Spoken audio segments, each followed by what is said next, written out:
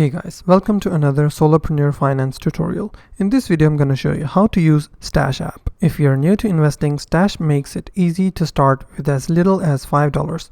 Let's go step by step. First, you have to download the Stash app from the App Store or Google Play Store.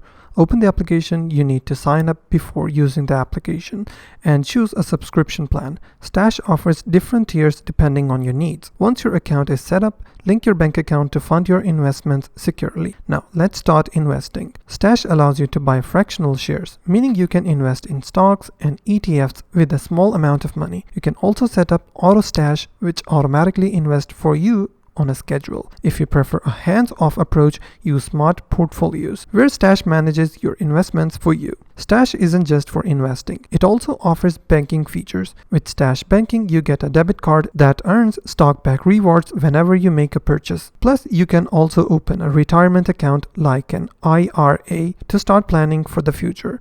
To help you make smart financial decisions, Stash offers educational content through Stash Learn. You can also track your portfolio's performance and adjust your strategy as needed. And that's it. Stash is a beginner-friendly way to start investing and managing your money. If this tutorial was helpful, be sure to hit the like button and subscribe for more finance tips.